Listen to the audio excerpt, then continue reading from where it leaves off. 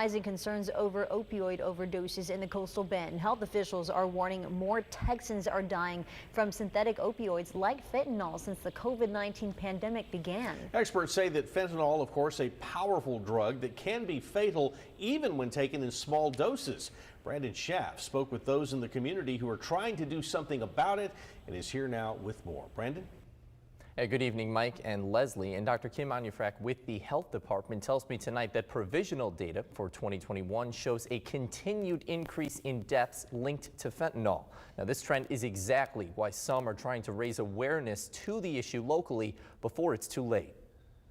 They all pretty much say the same thing. It was horrible, but I had to have more. That's Anthony Turner, leader of a support house for those recovering from drug addiction, talking about fentanyl.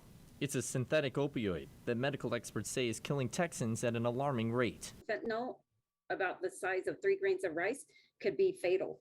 So it packs a very powerful punch in small doses. Dr. Onufrak says fentanyl is about 50 to 100 times stronger than morphine. She says that there was a 50% increase in synthetic opioid deaths in 2020, and the data is trending in the same direction for 2021. While medications like Narcan can save a person from opioid overdose, she is still concerned with the trend. My only concern is if we make it more readily available, will that increase people to say, hey, we've got a reversal agent. Let's just, push the envelope a little bit further.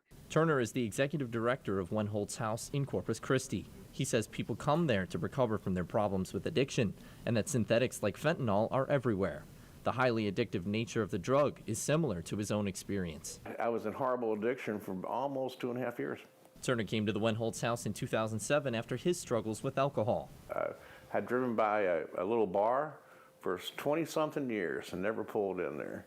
I didn't have my first beer until I was 47 years old, but I was already an alcoholic. That just happened to be when I pulled in the bar and had my first beer. He made a commitment to get on the road to recovery and stayed there, eventually working his way up to executive director. He says he understands how hard it is getting the help you need when you're at your lowest point. We have to kind of take ourselves back sometimes, remember how it was for us when we first got here, and kind of look at where they're going and kind of say, oh, okay. Everybody's kind of treated differently. It's kind of what you feel like God's telling you is the best way to help that particular person. And Dr. Onufrak and Turner both agree that educating younger generations about the dangers of synthetic opioids and drugs in general is a way to stop this from getting worse. The Wenholtz House will host a memorial dedication for their late executive director, Bruce Armstrong, tomorrow from 4:30 to 5:30 p.m. Mike, Leslie. All right, thank you, Brandon.